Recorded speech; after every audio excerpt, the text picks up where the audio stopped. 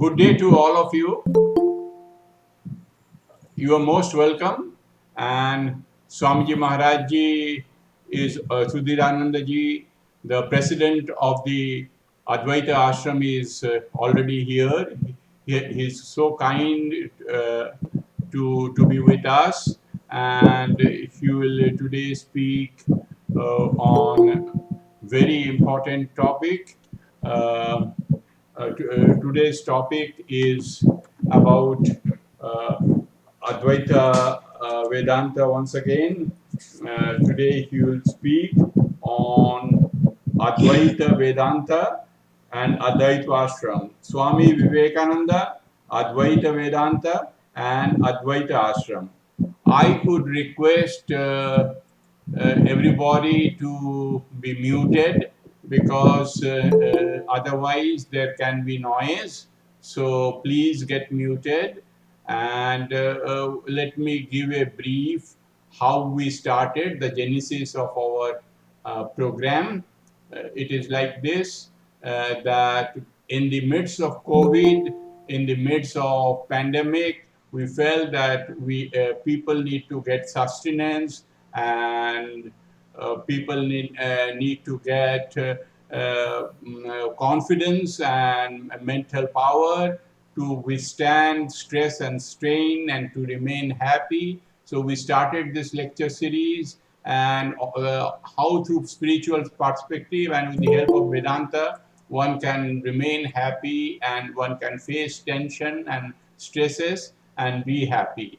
So this is the 19th lecture of the series. We are so lucky to have Swami Shudhidananda Maharaj Ji, who has been in the midst of all publication work, and to be president of the Mayavati, Advaita Ashram Mayavati itself, is such an onerous and great responsibility. So we are so lucky. With these words, I must also mention that our next lecture also is very, very important by Mohammedananda Ji Maharaj, who is editor of Vedanta Keshari, Chennai. He will be speaking next Sunday on Vivekananda's message to mankind. So I think today's lecture and next Sunday's lecture will be very, very important for all of us. And we would also like to invite you to birthday celebration, Tithi Puja celebration of Swami Abhidananda Ji on Thursday, 30th September. And we will try to do it in a unique way. Apart from the prayer, we want to do devotional songs on that day, apart from discussing Swami Advaitananda, Swami Abhidananda. And all of us, all of you will be very happy that exactly 100 years back, Swami Abhidananda visited Manila. And this will be 100 years of Abhidananda's visit to Manila. So that will be a great occasion.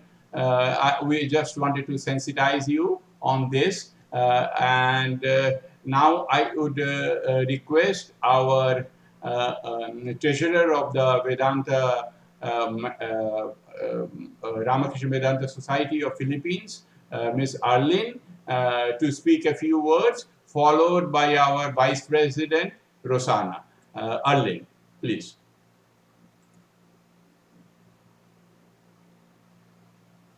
Arlene, please get unmuted and speak. To all the participants, Swami Udarananda Ji, Swami Shudhidananda Ji, good afternoon. I would like to thank the Ramakrishna's Manila Center for continuously sharing good topics and lectures, and for introducing the Vedanta and the wonders of Hindu philosophy to the heart of the Filipino people. All lectures are very, very interesting with so many good ideas to learn, very practical and very relevant to cope with our present pandemic situation. And as it said, its idea is not to convert someone's religion, but to adopt and accept or embrace the Vedanta philosophy in our heart. That's really, really amazing. And with that, thank you so much. Sa mga Filipino na nandito ngayon na nasa FB, inaanyayahan ko kayo na lagi kayong mag-visit dito para makapakinig tayo ng mga lectures na matututunan natin upang maging mapapatatag natin ang ating pananampalataya sa ating Diyos at sa ating religion at para maging mabuting Kristiyano. Maraming salamat po at mabuhay tayong lahat. Thank you. Thank you, Arlene. Now I would request our Vice President, Ms. Rosanna, to speak a few words.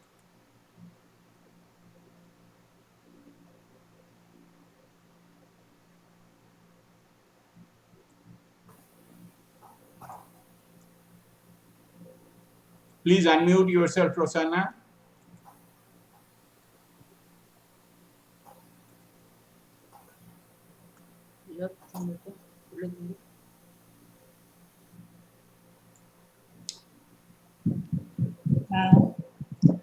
Sorry. Good afternoon to everyone, to all devotees. Pranam to Swami Udarananda. Pranam to Srimad Shudhidananda. To all Filipinos and to all avid truth seekers, welcome. I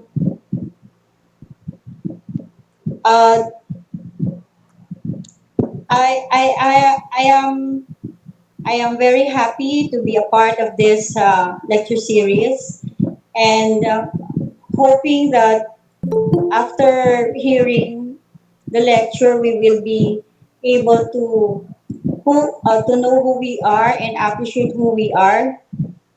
We are thou, we are not the body, we are not the mind, we are not the emotions, we are pure consciousness. Sa lahat po ng mga Pinoy na nakikinig dito sa FB, sa lahat po ng Pinoy sa buong mundo, kinagagalak pong anyayahan kayo na makinig at nguyain ang mga pag-uusap dito na tayo ay hindi katawan dahil marami na pong namatay ngayong COVID. Pero alam natin na may spirito. Ngayon, hindi rin tayo ang isipan, hindi rin tayo ang damdamin. Tayo ay kawangis ng Diyos.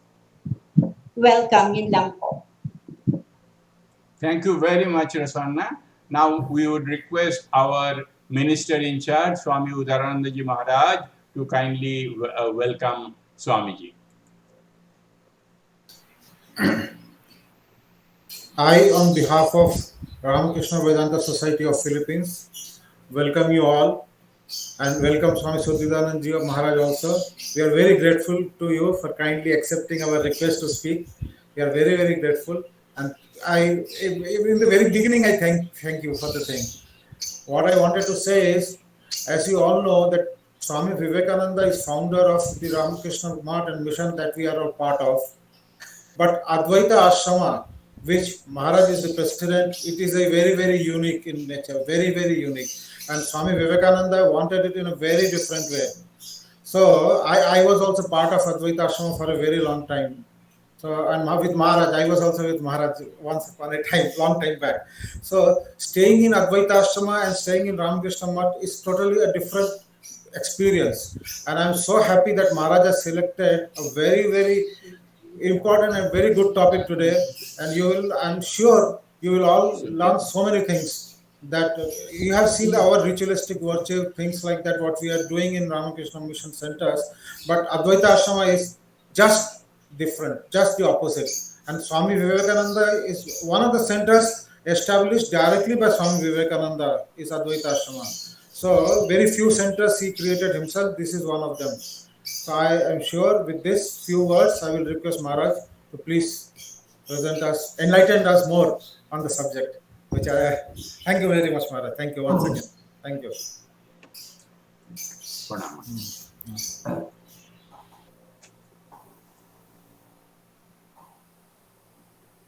Paratmanamekam jagadbijamadyam निराकारमोङ्कारवेद्यम् यतो जायते पाल्यते येन विश्वम् तमीशं भजे लीयते यत्र विश्वम् नमः श्रीयतिराजाय विवेकानन्दसूरये सच्चित्सुखस्वरूपाय स्वामिने तापहारिणे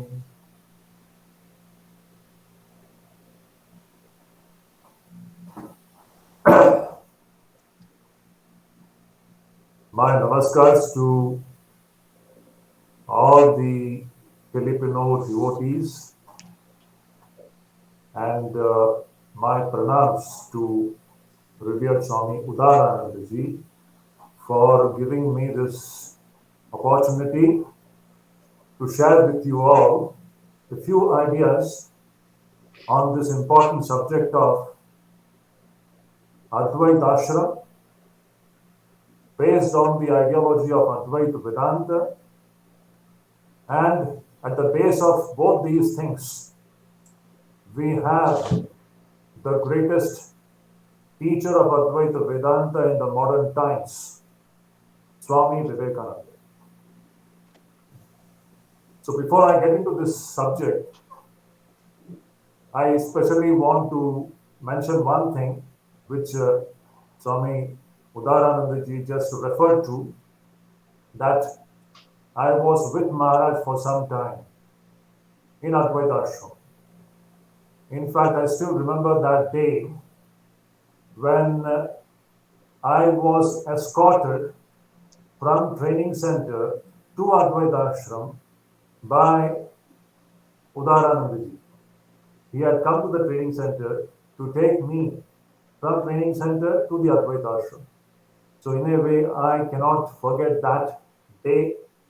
Today I am here in this ashram, but the journey started in 1999. It was in the first part of April 1999, one day when Udarananda ji had come to the training center to take me to Advaita Ashram, where he was already an inmate. And we had spent a few months, maybe a year or so, in the same ashram. Anyway, that's really a very, I remember those days very fondly. Now coming to our main subject. When we talk about Advaita Ashram, I want to start from a very important point. That is Swami Vivekananda's fascination for the Himalayas. Swami Vivekananda had a great attraction for the Himalayas. In a way, if I talk about Swami Vivekananda having a great attraction for Himalayas, it is nothing unusual because everybody is fascinated towards the Himalayas. So there is nothing unusual about it, because for every spiritual aspirant all over the world, Himalaya is the center. In fact, what we are going to discuss today, the subject of Advaita Vedanta, we can say that the Himalayas is the birthplace of this great ideology, you may say philosophy, or the great experience of Advaita. The rishis, the great tapasvis, the great spiritual scientists, they discovered, or rather they experienced this highest reality in those hoary past, of which actually speaking, history cannot determine the time frame when this discovery had taken place. And these great rishis have left behind them the great documentation of this experience of non-duality, the existence of only one reality and nothing apart from that. And they had put it down, and it has been coming down to us to this day, in and through the Upanishads, the most ancient literature of the human race. And at the same time, I have to say that it is the most modern literature, because what the Upanishad speaks about, it is eternally valid, universally valid for everybody, every man, every woman, no matter to which race he belongs, he or she belongs, no matter to which country he or she belongs, no matter which language he or she speaks, because it speaks about a basic truth, a universal truth, an incontrovertible truth, which is the real nature of every man and every woman. So let me just start with the story of Advaita Ashram. Vivekananda's fascination for the Himalayas. In a short span of life of just 39 years, we find that Swami Vivekananda, after the passing away of his great master, who himself was one of the greatest Advaitins of all times, Shri Ramakrishna was an Advaitin. He knew nothing other than the one reality. He is the greatest model of what we are going to talk today. So, after the passing away of Shri Ramakrishna in 1886, in the short span of, say, from 1886 to 1902, in these years, Vivekananda has traveled towards the Himalayas 6 times. First time he came to the Himalayas in 1888, 2 years after Sri Ramakrishna's passing away. Then 1890, again he comes. Then 1897, after he comes back from the America. Then 1898, then 1900, and finally 1901. This way we find 6 times Swami Vivekananda flying towards the Himalayas. His fascination for Himalayas is intense, as if he always felt as if these mountains, these peaks, were actually pulling him, always. Today I am speaking from the Mayavati Ashram here, and actually speaking where I am sitting, this very place. Just in front of me, I can see the peaks. When I look at these peaks, I just try to connect it with Swami Vivekananda's fascination for these peaks. These peaks which actually speak about that one truth, that universal truth, to discover which all the spiritual aspirants from different parts of the world, they come running towards this Tyaga Bhumi, this Yoga Bhumi. This is the land of renunciation. This is the land of yoga. So, in one of his letters in 1890, just remember, I'm just talking about the time when Swami Vivekananda was just an ordinary person. He was just Narendranath Datta at that time. In 1890, after the passing away of Sri Ramakrishna, Narendranath Datta writes to Pramadadas Mitra about his desire to go to the Himalayas in one of his letters. Then we find again in 1894, in a letter to John Henry Wright, Swamiji says that I was never a missionary and I will never be a missionary. My place is in the Himalayas. Then again in 1894, Swamiji writes one letter to the Hale sisters, where he expresses his fascination for the Himalayas and also his wish to have one monastery founded there. Very interesting. In this way, we find Swami Vivekananda's this pull towards Himalayas being expressed at different points of time in his life. Very clearly we can see that. And finally, we know that in 1893, Swamiji, he went to America, and we have the great events, one after the other, unfolding and presenting to the whole world this eternal philosophy of Vedanta, and which actually turned the tables for once and for all times. So, in 1893, Vivekananda goes to America, and in his stay there for about around 3.5 years, till 1897, he spreads the message of Vedanta in America, and in those 3.5 years, 2 times he comes to England, to the continental Europe. In 1896, he comes to England, and in that year, we see that Swami Vivekananda makes, he comes across 2 great disciples who were to give their everything for Vivekananda's vision. One is the great Sister Nivedita from London. Second was an English couple, James Henry Xavier and Charlotte Elizabeth Xavier, famously known as the Xavier couples.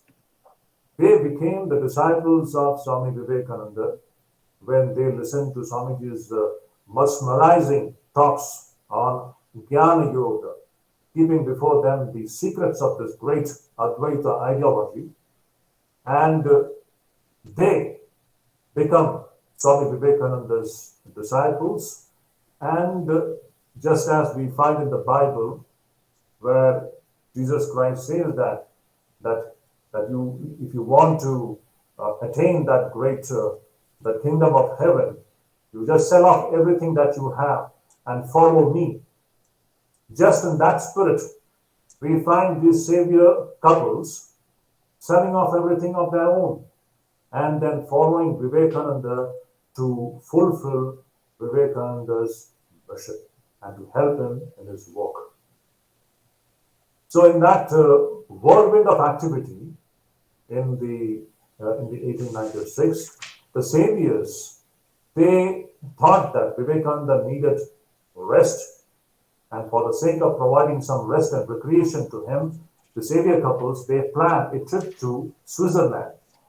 And that is how Swami Vivekananda, along with his English disciples, he comes to Switzerland in 1896, and there he is in the midst of the Alpine mountains. And when he saw these Alps, obviously he was reminded about his own, the great Himalayas of his own motherland, India.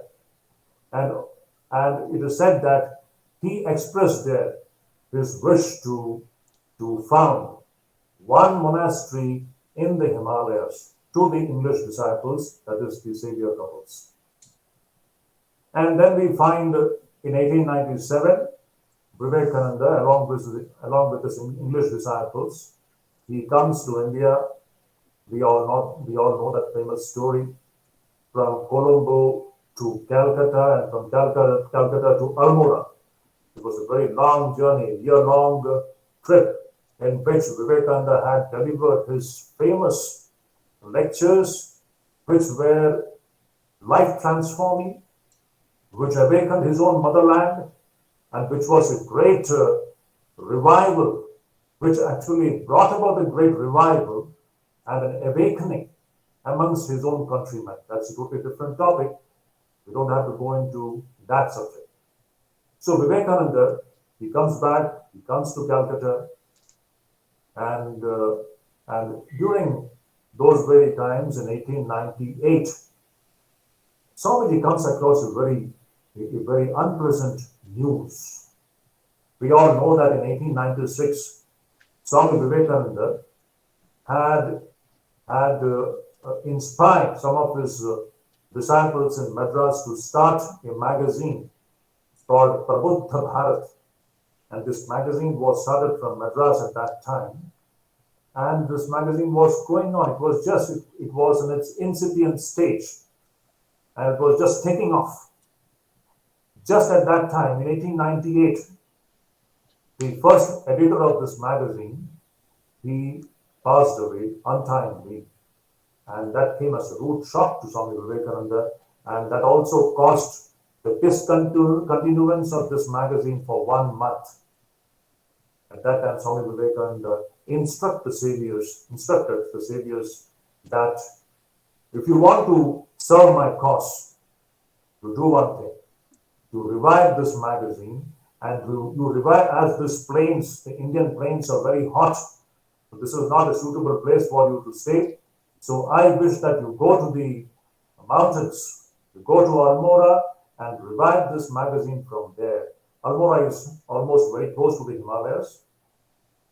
And that is how, instructed by Vivekananda, the saviors, they come to Almora, and this great magazine, Prabuddha Bharat, the Awakened India, this magazine was once again revived from Almora in a place called Thompson House, which was a house which was rented, which was got for a rent at that time, and this magazine was reborn in Almora. This was in 1898. And while this magazine was being revived, the saviors, these couples, they started hunting for the place which Swami Vivekananda had dreamed about. Swami Vivekananda had dreamed that he wanted one ashram in the Himalayas. And according to his imagination, he had very clearly mentioned that this ashram should be around 6,000 feet above the sea level. The ashram should be in the midst of deodar trees, in the midst of beautiful flowers. The snow-peaked mountains should be visible. There should be a lake. All the specifications Vivekananda had given somehow. It's very interesting. And the savior couples, in 1898, they started hunting for one such place. And after a long drawn hunt, in 1899, they come across this beautiful place which is known as Mayavati. And this place, at that time, it was actually a tea garden, and it was owned by one English army officer, MacGregor by his name, and it is from this English army officer that this plot of land was purchased by the savior couples. And in 1899, it was March, 19 March, Mayavati Advaita Ashram was founded, it was started. And that is how Vivekananda's dream came to be true. And this ashram is exactly as Vivekananda had dreamt it. It is 6,500 feet above the sea level. From here, the snow-peaked mountains, the entire range is very beautifully visible. It is in the midst of deodar trees, all beautiful flora and fauna we find here. We have a lake here. That lake is today known as Vivekananda Lake. And all these things are there. It's a beautiful thing. Exactly as if, a rishi, a mantra drashta, whatever thoughts comes into his mind, it becomes real. Because that person is established in truth. Whatever that person thinks, it becomes a reality. So that is how we find this Mayavati, the land of Vivekananda's dream, today, standing here, in front of this entire world, for one main purpose. What is that purpose? That purpose is to preach the message of Advaita Vedanta to the entire human race. This is one of the most unique centers of the Ramakrishna order. And the uniqueness of this center lies in the fact that in this center, no dualistic worship is permitted. Vivekananda was very strict about it. In the very prospectus which he framed, he made this point very clear that in Advaita Ashrama, attention was to be paid only to the subjective side of religion, such as meditation, individual and collective study of scriptures, shastras, and the practice and teaching of Advaita, free from all dualistic weaknesses and dependence. This was Vivekananda's clear-cut instruction that there won't be any dualistic mode of worship or practice in this center. This center is dedicated to the practice and preaching of Advaita and Advaita alone. The most unique center of the Ramakrishna Order. Everywhere else you have temples and shrines, but this is the one place you don't have a temple. This entire universe itself is a temple. There is no separate temple. There is no image of God here, because here the God is all-pervading, Brahman, whose manifestation or whose expression is this so-called world. And that Brahman is the real nature of you and I and all of us. That is our real nature. This is the central teaching of this great philosophy and experience called Advaita Vedanta. Advaita Vedanta is definitely a philosophy. I would not say philosophy, it's a darshan, using a very typical Sanskrit term, which cannot be equated with the English term called philosophy. It's a darshan.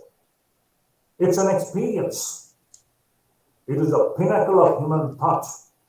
Human thought and experience cannot go beyond. This is the final word. This is the ultimate reality, which the scriptures talk about.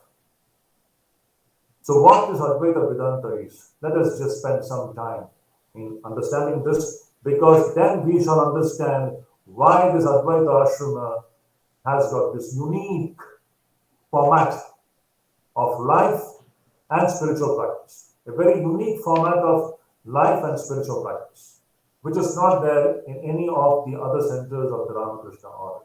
To understand that, we need to understand what Advaita Vedanta is.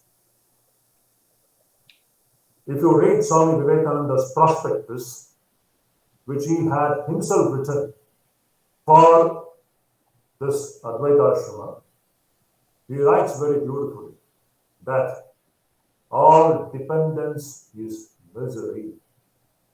Independence is happiness. Beautiful idea. This is from our scriptures, where it is stated, Sarvam Paravasham Dukkham, Sarvam Atmavasham Sukham. All dependence is misery, all independence is happiness. The secret of happiness lies in overcoming our dependence on anything other than one's own higher self. As long as we are dependent on something which is different from us, our misery never comes to an end. All the miseries come to an end. All sufferings come to an end when we overcome this kind of a dependence, which is based upon a primordial ignorance. The ignorance about the supreme reality, the ignorance about the supreme truth, the ignorance about our own true nature. When this ignorance is removed, one finds oneself standing totally independent. That is a great experience. So Vivekananda makes this beautiful statement in the prospectus, and he says that all dependence is misery, all independence is happiness. It's worth noting, it is worth inscribing in gold. This human habit of dependence on something other than one's own self. This is the one cause of all the sufferings we have in life. Advaita Vedanta takes us back to our own true self, standing there on its own as a witness of this great panorama called this universe. So, Vivekananda says, all dependence is misery and all independence is happiness. Then he says, this Advaita Vedanta is the only system which gives unto every man, every woman, complete possession of one's own self, removing all his dependence and all his weaknesses, all his superstitions, and making oneself brave to suffer, brave to act, and to ultimately attain absolute freedom. These are his words in quotes. I shall once again repeat this quote. It's a very beautiful quote, very beautiful utterance. Swami Vivekananda says that this Advaita philosophy, Advaita Vedanta, is the only system, only to be highlighted. Advaita Vedanta is the only system which gives unto every man and every woman complete possession of one's own self, removing all our dependencies and weaknesses, making us brave to suffer, brave to do, brave to act, and to ultimately attain the absolute freedom. What a wonderful utterance it is. See, the goal of Advaita Vedanta is the attainment of absolute freedom. Freedom, freedom, freedom. Mukti, mukti, mukti. Moksha, moksha, moksha. That is the one recurring thought of Advaita. It is the song of freedom. It is the supreme goal which Advaita Vedanta places before all of us. Why are we in this human body? This point again and again is raised in the Upanishads. What is the purpose of this human existence? We are all living in this male human body, female human bodies. What is the purpose of this embodied existence? The only purpose of this embodied existence is to become freed from this embodied existence, to understand our disembodied state, the pure consciousness, which is not limited to any body. It is neither male, it is neither female, it is beyond all these things. It's free, it's free, it's free. It was never born, it never dies. All these experiences of birth and death, miseries and sufferings which come every day in our life. Yesterday I was suffering and today it is not there. Today I am in a pleasant state, tomorrow again I suffer. This goes on and on. The story of misery and happiness in life going in cycles, almost endlessly. What is behind this? Behind this is nothing but the ignorance of our true nature. Our true nature is beyond all these ups and downs of life. When we come to know about it, the man, the woman gains tremendous strength, infinite strength. That is what Vivekananda says. It makes us brave to face the ups and downs of life. Just imagine today we are all suffering from this great pandemic of COVID. The whole world is suffering. We are all in its grip. Everybody we find facing problems of stress. There is depression in many places, in families, in relationships. And how are we going to face this? If one subscribes to the idea of Advaita Vedanta, if one really understands the central idea of Advaita Vedanta, and if one succeeds in assimilating even a little bit of it in one's life, one will gain tremendous strength, courage to face all these ups and downs of life fearlessly and cheerful. That is the beauty of it. Sufferings will come. Good times also come. But they all go away.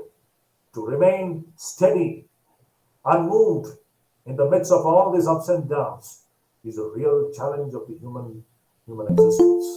And that is what is the blessing and the boon which comes through the proper assimilation of the Advaita ideology. Now, what is this Advaita Vedanta? Let me once again just go into it a little bit. In 5 minutes, I'll speak. When we talk about Advaita Vedanta, the first great name that comes before us in the history of the human race is Shri Shankaracharya, who is considered to be the greatest teacher of this Advaita Vedanta. He has left behind his wonderful commentaries, which is, in Swami Vivekananda's own words, the marvel of the modern mind. It is the marvel of the modern world. The world is simply stunned by the beauty, the depth, the clarity, and the profundity of this great masterly works which Shankaracharya has left behind. And what do we find in Vivekananda? The same work which Shankaracharya had started 1200 years ago, in which he beat the kettle drums of Advaita Vedanta throughout the length and breadth of India, and in and through Shankaracharya's movement, the whole of India was awakened once again by the power of Advaita. That was Shankaracharya's work, to take India back to the pristine purity of the Vedic thought, the thought of the Advaitic consciousness. That was Shankaracharya's mission. And it is that very mission which Shri Ramakrishna and Swami Vivekananda carries it forward in our own modern times. This time, the work which Shankaracharya had started, it has spilled out of the Indian boundaries and it has gone into all the corners of the world. And now the mission is not only limited to India, but Sri Ramakrishna's and Vivekananda's mission is to spread this message of Advaitic consciousness to the entire human race. Because this is going to be the future of human philosophy, the future of human religion. The modern man is not going to be satisfied by belief systems. We can't be believing in things which cannot be verified, which cannot be tested. The modern mind wants proof. We can't just believe that God is existing somewhere up in the sky. No. Where is that God which can be experienced? This is the statement of the Upanishads. Where is that God, that divinity which can be experienced? That is what Upanishad keeps before us. That divinity, which is a matter of experience for each one of us, provided we move in that direction in the way the great masters have prescribed and shown us the way. So that is what we find in the great books, wonderful, how to move in this direction of this Advaitic consciousness. So what is this Advaitic consciousness that we are talking about? So as I said before, Shankaracharya is one of the greatest utterance, I would say, as far as the presentation of the ultimate reality is concerned. Beautiful equation he draws. He says, Shlokardhena prabhakshyami yaduktam granta kotibhi brahma satyam jagan mithya jiva brahmaiva nahara. One of the greatest utterance ever made. Beautiful statement in which the complete picture of the reality is presented in a few words. He says that I am presenting before you in a few words, which has been delineated in the entire vast gamut of the Vedic literature. If you just squeeze the whole of the Vedic literature, the entire thing, all the teachings can be squeezed into these few words. What is that? He says, Brahma Satyam. Brahman alone is true. And Jagan Mithya. The world as we are understanding it. This is very important. The world as we understand it, as we are perceiving it, it is Mithya. So what is the real position of this world? The second line, Shankaracharya says, Jiva Brahmaiva Napara. This Jiva, this human being, this man, this woman, and this entire universe, it is nothing but Brahman. So our understanding of this world, our understanding about this human being as separated from Brahman, as different from Brahman, this is the biggest mistake that we find present in the human understanding and consciousness.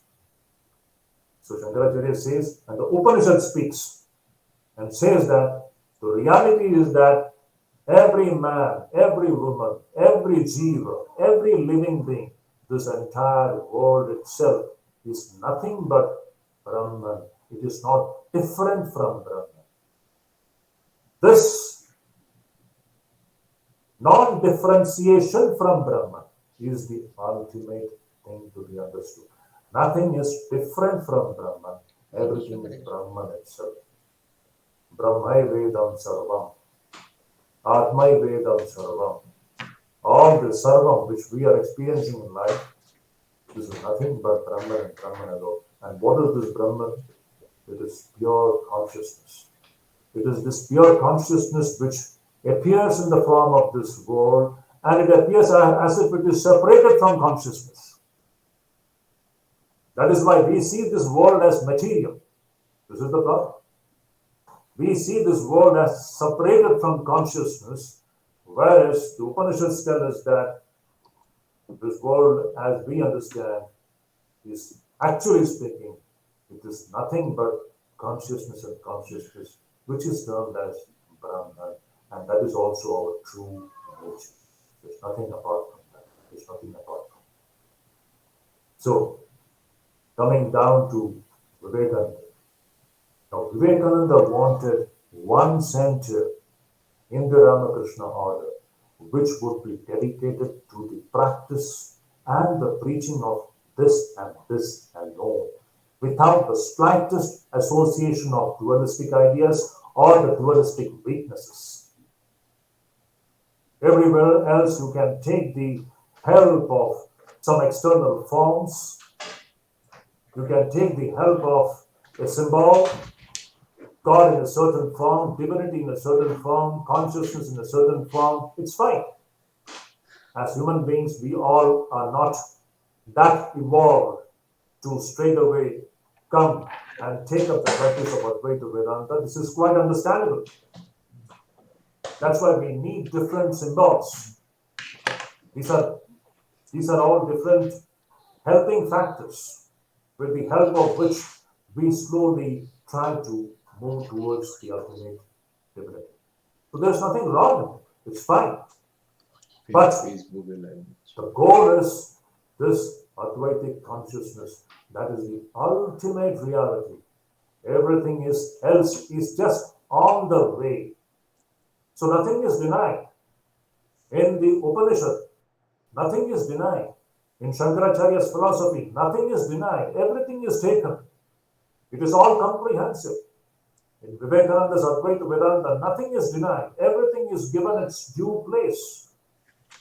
The image worship has got its own place. It's fine. But we have to learn to grow. We have to learn to grow. And as Vivekananda says, all dependence is misery. It is the independence alone which makes one completely free from misery and suffering and makes us experience true happiness. And that independence comes from understanding the glory of one's own true self, which is not limited to one body, which is the very self of this entire universe itself. So, in the modern times, Vivekananda was the greatest teacher of this philosophy of Abheda. I want to use the word Abheda.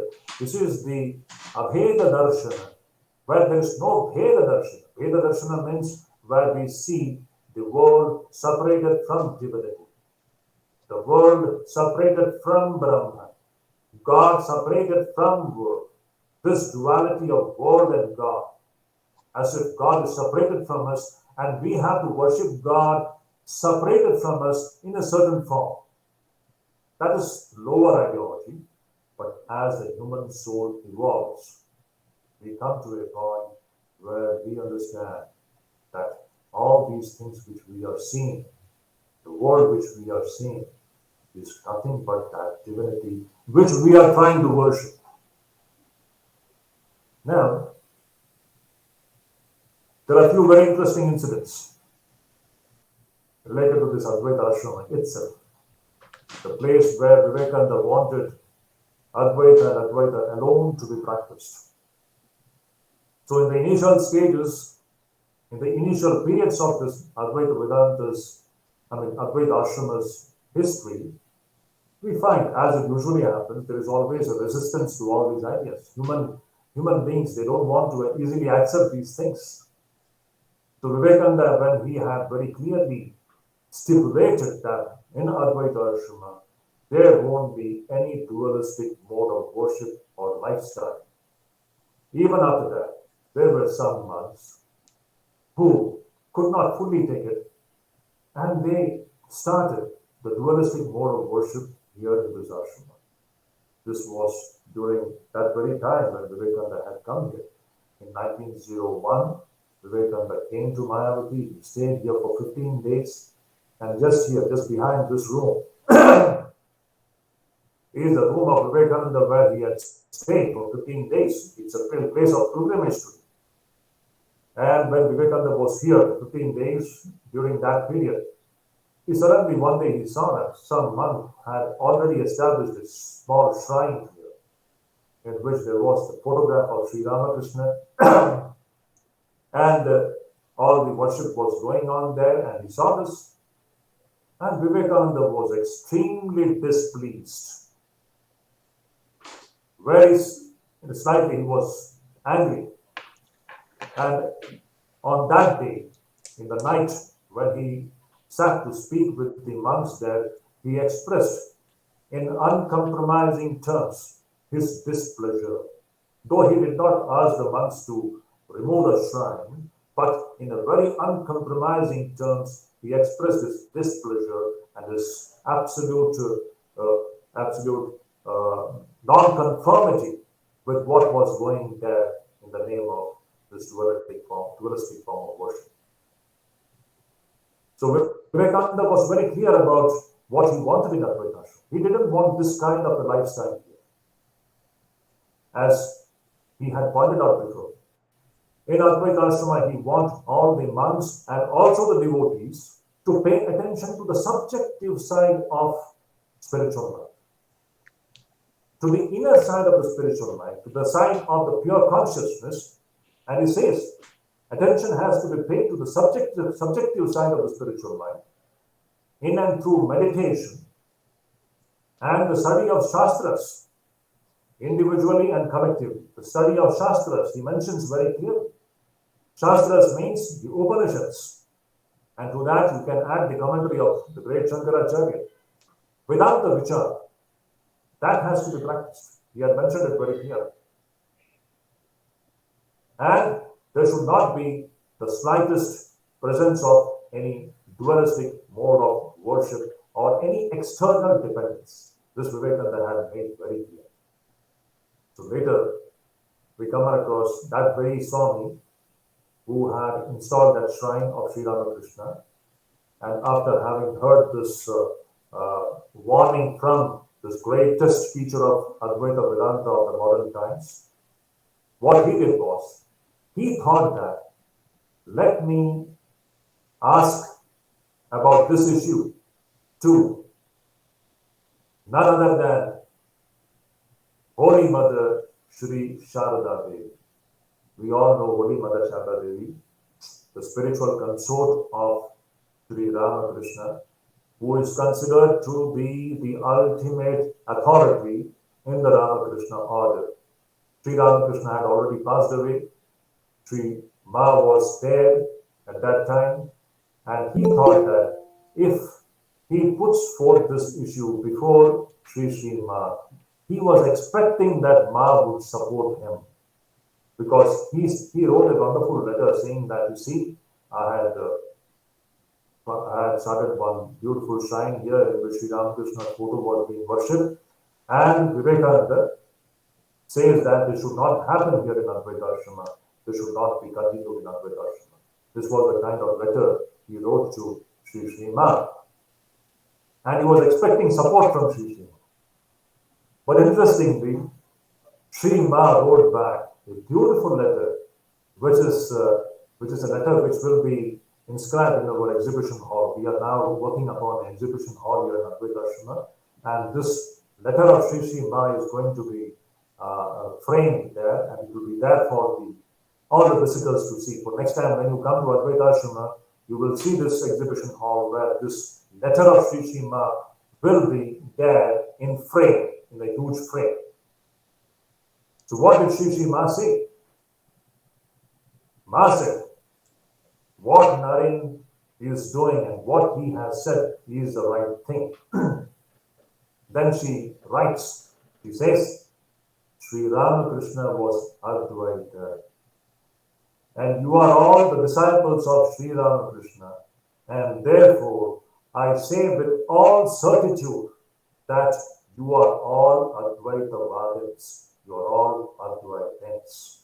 So what Naren is doing is right. There won't be any external worship in Advaita Ashram. And that put an end to this issue at that time. And thanks to Shri Sri Ma that she gave this verdict, which for once and for all times has cleared the confusion as far as what is the philosophy of the Ramakrishna order. The philosophy, the basic philosophy of the Ramakrishna order is Advaita Vedanta.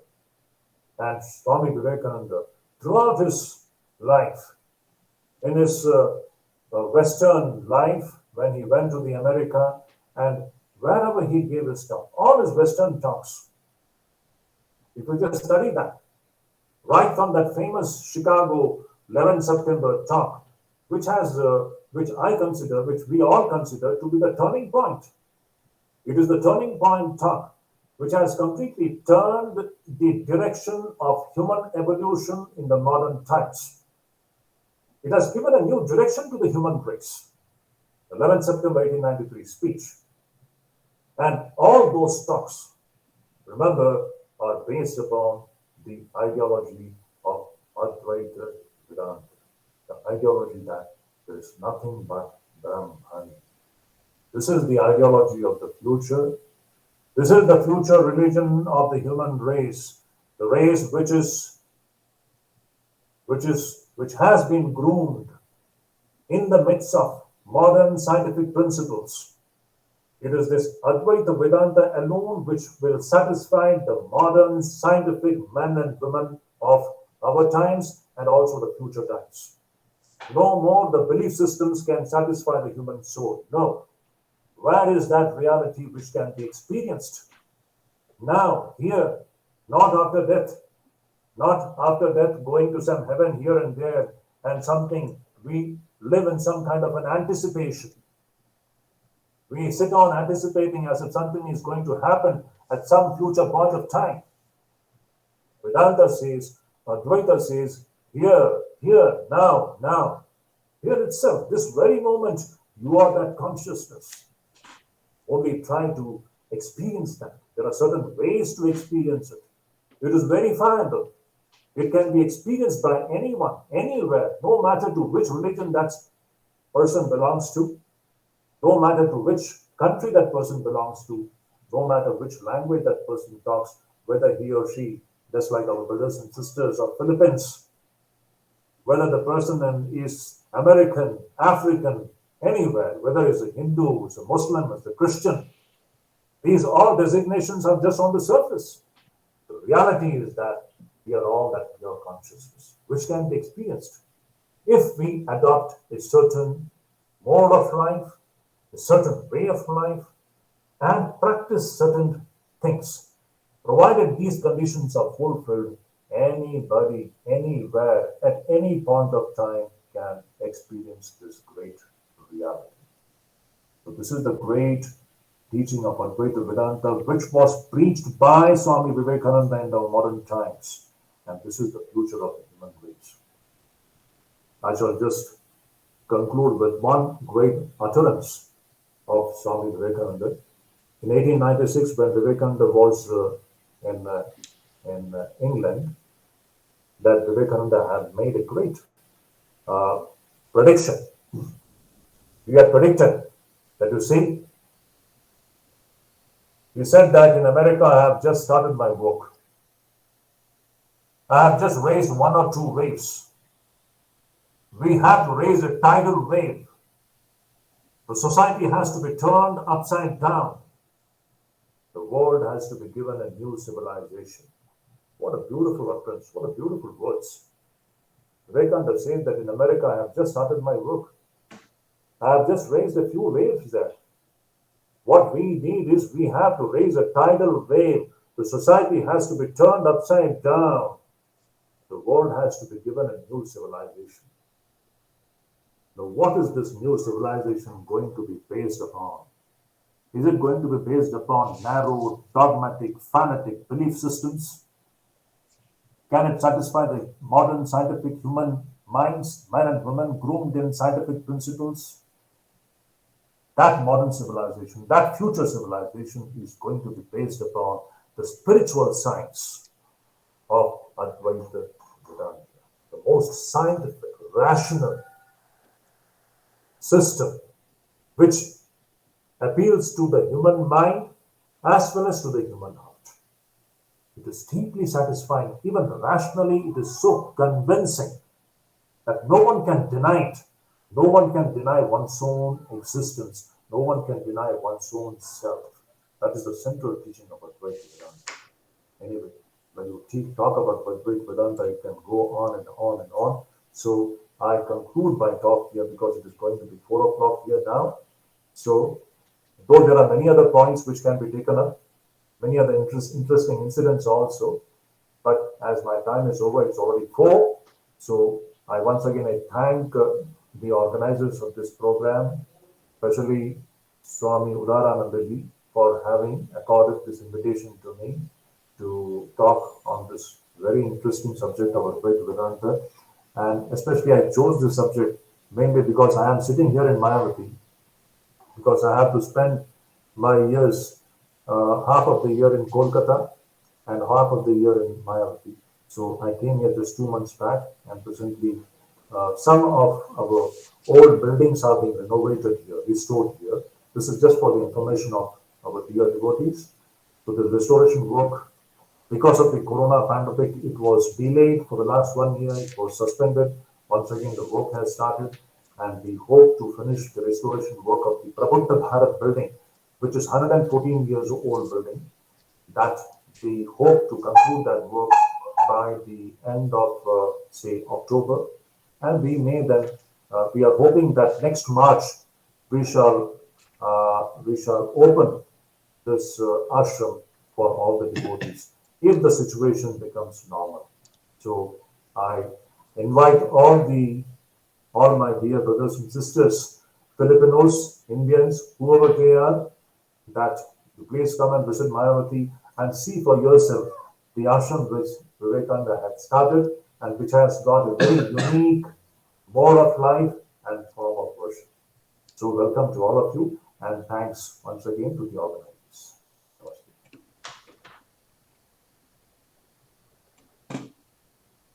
Pranam Maharajji.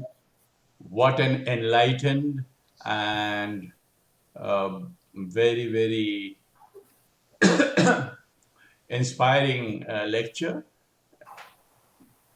We, the very feeling that we are all Brahman and there is no differentiation. If this realization is there even in the contemporary world would be such a beautiful place, free of any clash, conflict, because we are all Brahman. And what another beautiful takeaway, that is, all independence is happiness and all dependence is misery. So we are so thankful to you, Maharajji, for such enlightened and insightful discourse. With these words, I would request any of the devotees, they have question. Stephen, do you want to say something? Any observation? You are welcome, Stephen. I have one question in one.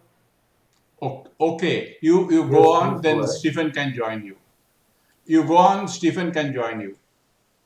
Okay. Maharaj, thank you very much for this wonderful lecture. I just pick up what you said, and Nirmal reiterated, that all dependence is misery. But when we look at Swamiji's life, there is no doubt about that his teachings about Advaita. But Swamiji was always extremely worried about his mother.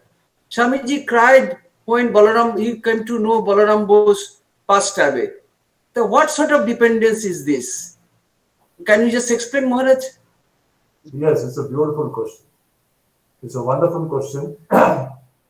See, that is the one wrong conclusions which we sometimes draw when we talk about Advaita Vedanta. That when we think that when we know that we are Brahman, are we going to be like stuck in stones? Are we going to be like a stone, heartless? That is the totally wrong understanding about Advaita Vedanta. The true Advaita will be a person whose heart will weep for the suffering humanity. If that is not there, he is not an Advaitin at all. The ultimate experience of Advaita is oneness with everybody. There are any number of examples in Swami Vivekananda's life. And not only Vivekananda's life. You look into the lives of all the great Advaitins of the past, Shankaracharya and all of them. They all were people with tremendous compassion and feeling for the world. Look into their lives. They have given their entire life for the welfare of the world. In the name of Advaita, did they sit in Samadhi? No. Samadhi was in their very palm. Anytime they could close their eyes and sit in Samadhi, but that is not the ideal of Advaita Vedanta. A true Advaita Vedantin who has experienced himself to be that infinite consciousness, his expression outward will be limitless feeling for everybody's sorrow and suffering. This is what we find in Vivekananda's life. Let me give you a few other instances in Vivekananda's life. Just remember, when he was in the heights of success in America, after the 11th September 1893 speech, when he had already become a world figure, he was being presented as the greatest personality of the Chicago Parliament of Religions. The whole world had taken note of him. The whole world was at his feet at that moment. And that night, Vivekananda writes that when he was sleeping, he was unable to sleep. The whole night he couldn't sleep. And he says that his pillow on which he was trying to sleep was wet with tears. He was weeping for his own countrymen. Can you imagine that kind of feeling? It is unimaginable. We can't even think about what kind of that heart it is, which has no limits. His compassion encompasses the entire humanity, and whoever, wherever, in whichever position, he or she, when he finds he or she is suffering, he himself suffers. Because no one is separate from him. As I said, what is Advaita Vedanta? It's a philosophy of non-separation. There is no separation, there is no bheda. So whether it is his own mother or Balram Basu, in fact, the case of his mother and Balram Basu is a small thing. That is not very important. Why? Look into his compassion for the entire humanity. Was it less than his feeling for his mother and Balram Basu? He wept for Balram Basu, no doubt, but more than that, he wept for his entire human race. He wept for you and us also. He wept for his every brothers and sisters of his country. So that is the compassion, the feeling which emerges from this kind of a universal consciousness, which is the trait of a true Advaita. Stephen, if you have anything to say.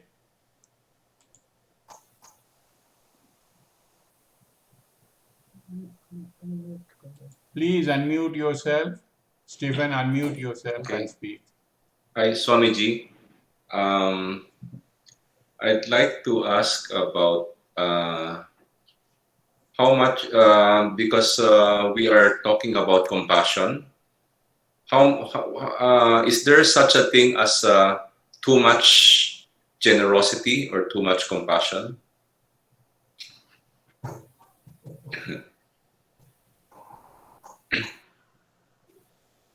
As far as compassion and generosity is concerned, there should not be any limit to it. See, we are looking at it from the spiritual standpoint. If you want to put an end to your limited existence, you have to put an end to your limited sense of compassion and generosity. So this is the whole problem in life, See, our compassion, for example, in our present state of ignorance, our compassion is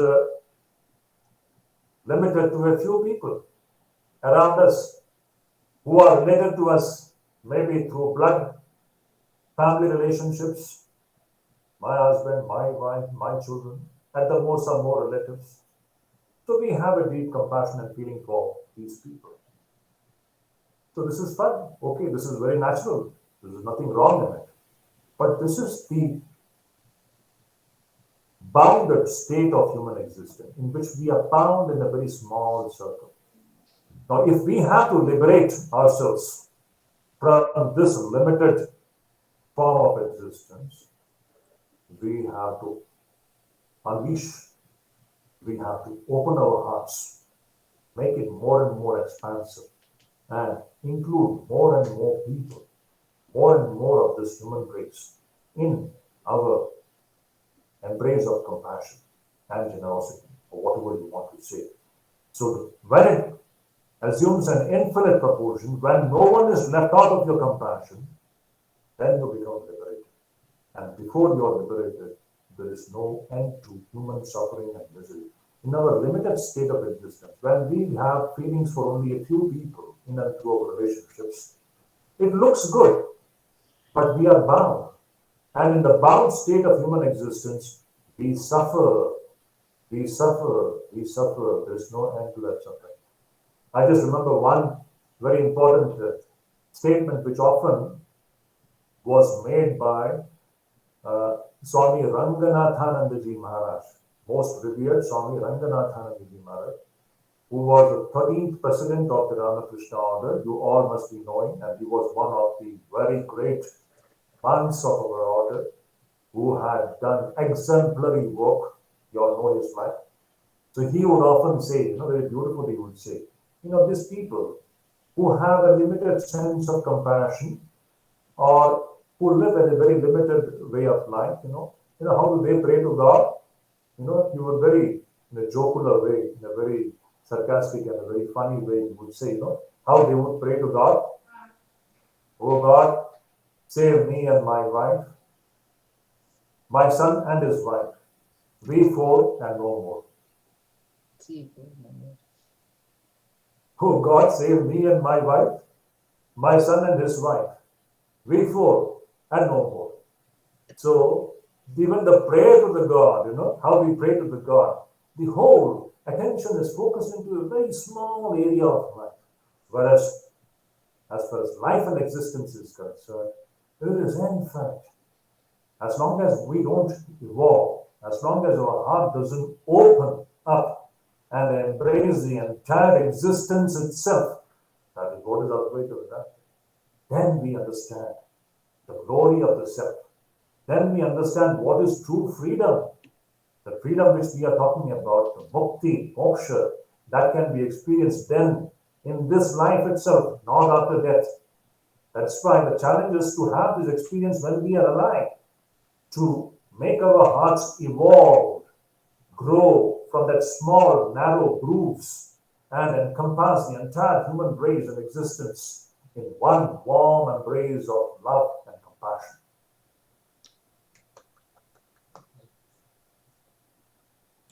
Thank you very much. Aparnaji, do you have anything to say? Aparnaji, you are there?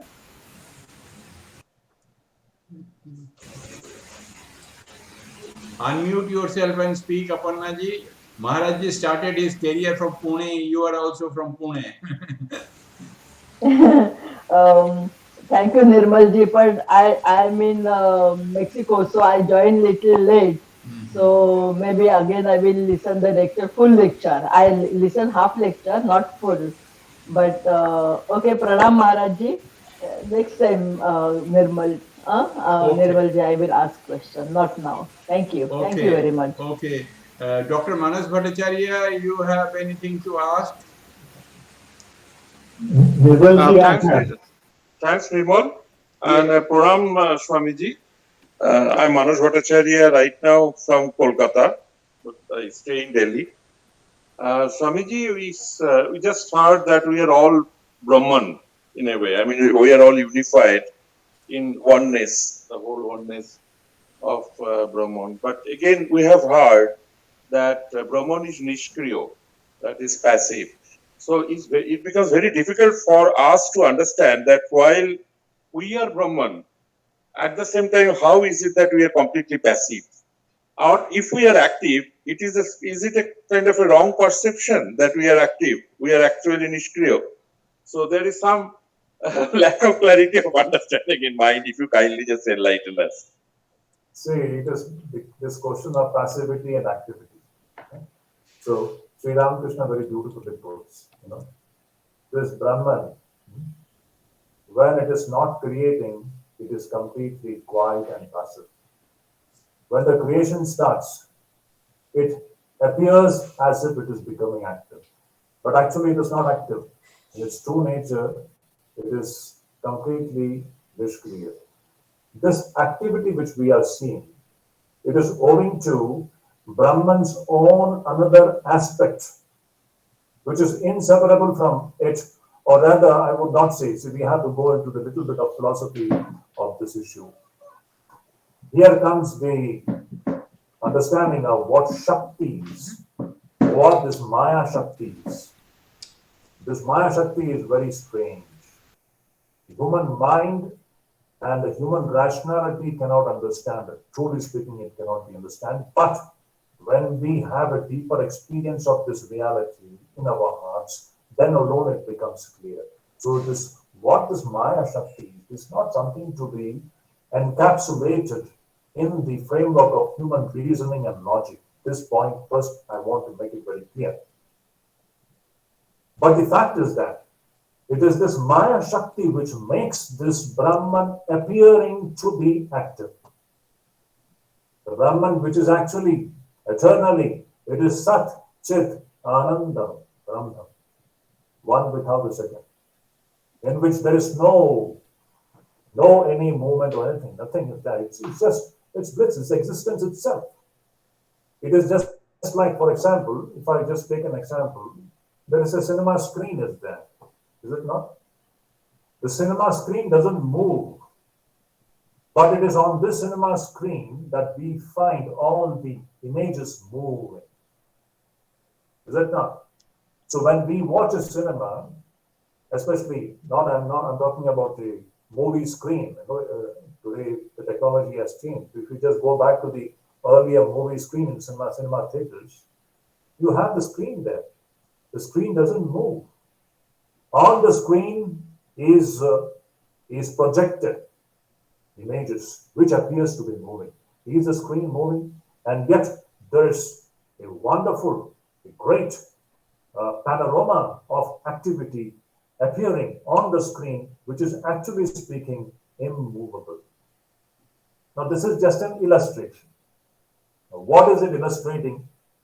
This illustration is meant to make us understand this is what is happening with Brahman and the panorama which we are experiencing before us. This world, the whole whirlwind of activity. What is this activity? The activity of creation, projection, existence, and dissolution. In Sanskrit, we say Utpatti or Srishti, Sthiti, and Pralaya. Three things. Utpatti is there. From that immobile Brahman, pure consciousness, as if this panorama of this universe is projected and it is existing. And here everything appears to be moving fast. It's a whirlwind of activity in this creation. You, I, all the living creatures, human beings, animals, whatnot, everything projected, everything existing for the time being.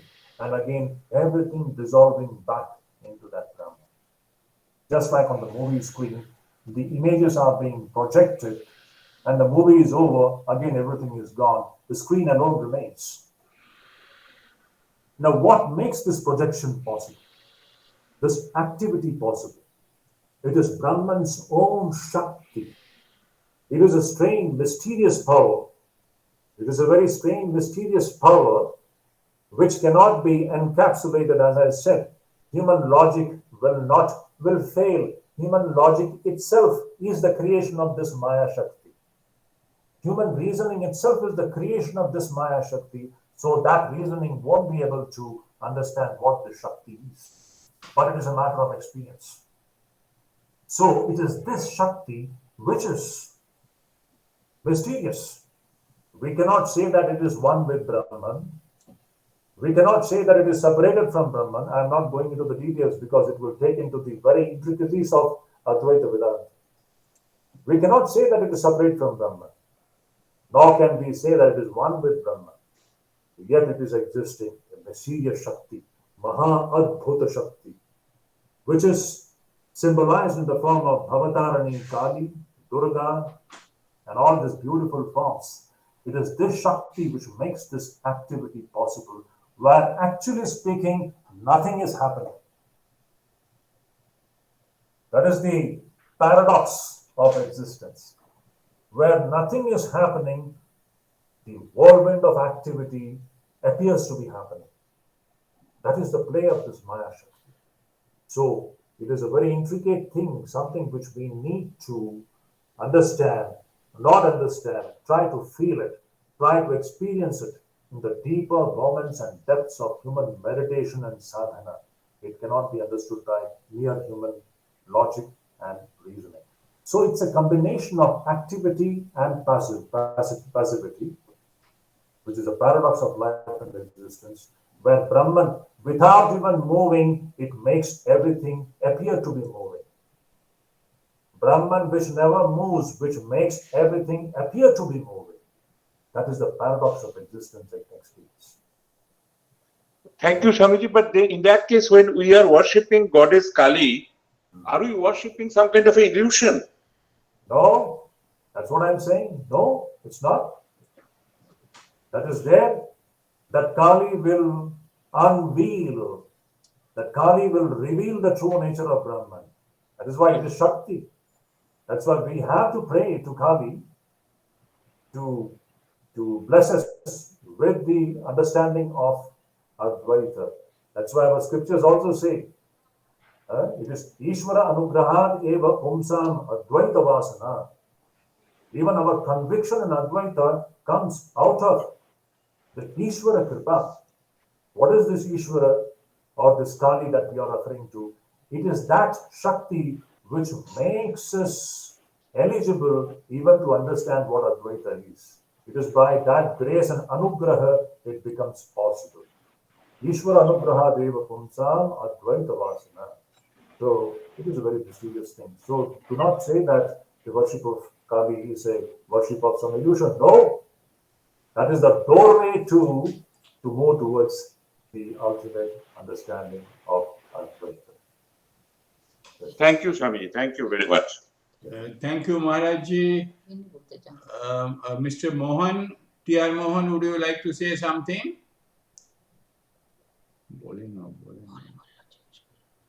T.R. Mohanji, are you there? You can unmute yourself if you want to say something.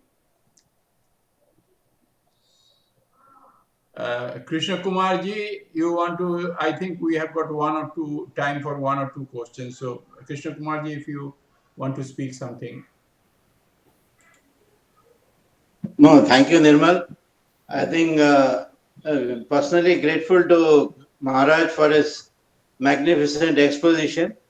In fact, he has given so much of material to really think over and progress further. So really grateful. So no specific question. Thank you, Maharaj. There is time for one last question. If anybody wants to seek some clarification, some want to make some observation or some question, you are welcome. Okay, Nirmal. Since there are no other questions, I actually Sure, while sure. listening to Manas Das question about why do we worship Kali, I just remembered Maharaj that Thakur once sang this song. ওরে কুশিলা পরিস কিসের গরব ধরা না দিলে কি পারিস ধরিতে. Yeah, I just you're right. remember. Yeah, very right. See, unless she makes us understand, we cannot. That's a mysterious Shakti. It's a very mysterious Shakti. Maharaj, I asked this question long back to one monk. The monk, that Ramakrishna Mission monk, of course, he told me that your belief, honest belief to this philosophy that dhara na dile ki paris dhorite, it will come only after long time of prayer and religious life. It is one thing that listening to that song, but it is believing it is completely different thing. It comes maybe at the last phase of your life, and then you get the complete success in your journey. You're So right. these are small stories I just remember. Yes, please go ahead. Please go ahead. No, Maharaj, this is just my comment while listening to Manas Das, because this doubt I always had in my mind. Always I have this doubt. It is not resolved, and I have tried to ask this question many times. Udaranandaji Maharaj knows, but maybe one day I'll get full answer and I'll understand this philosophy. Thank you, Maharaj.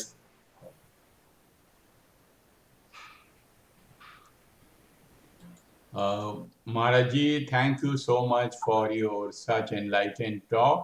I'll take this opportunity also to tell our friends that on 30th September at 6:30 p.m. Manila time, we will be celebrating the birthday, that is Tithi Puja of Abhedanandaji Maharaj, and very interestingly, it happens to be 100th year of the visit by Swami Abhinananda in Manila in 1921. So it will be a evening of devotional songs. So please try to attend. We will send you separate invitation for the purpose. And also, of course, the next lecture is by another stalwart like our present Maharaji, Shudhidananda ji, Mohammedananda ji, Vedanta Keshari editor, who have a lot of publication experience, will speak to us about the contribution of Swami Vivekananda, that is Swamiji's message to the mankind. With these words, I would request our friend Hiranye Mukhopadhyay to kindly give vote of thanks, and after the vote of thanks, I will end the recording. But Maharajji has been very kind and gracious enough to be with us for another 7 to 8 or 10 minutes to chit chat with us. So Hiranya. Thank you, Maharaj, for this wonderful lecture. Actually, I was thinking about lecture and I forgot about my duty that I have to provide vote of thanks. Nevertheless, Maharaj, on behalf of the Ramakrishna Vedanta Society of the Philippines, I just convey our heartfelt thanks to you, Maharaj, for this wonderful lecture and beautiful lecture. And personally, I was all along your lecture, I was remembering my first trip to Mayavati as a young student along with Samita Rupanandaji.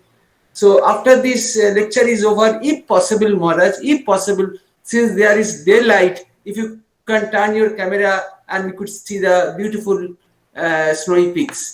Thank you, Maharaj. No, that won't be possible now. I will say no problem, Maharaj. Yes, no problem. Because my here now the road is closed and I will have to take I am sitting in front of No. PC. Thank you, Maharaj. PC, that would be difficult. Thank you, Maharaj. No problem, Maharaj. I want all of you to come to Mayavati. That's there. Yes. So my invitation to all of you. Please come and see with your physical eyes. Thank you, Maharaj. Thank you. The mesmerizing and astounding beauty of Mayavati, the spiritual halo around it is seen to be believed. And everybody craves for returning to Mayavati to be with the nature and to be with the ultimate. Now I would stop recording, and please bear with me for 30 seconds. I'll come back and then we can start our chit chat.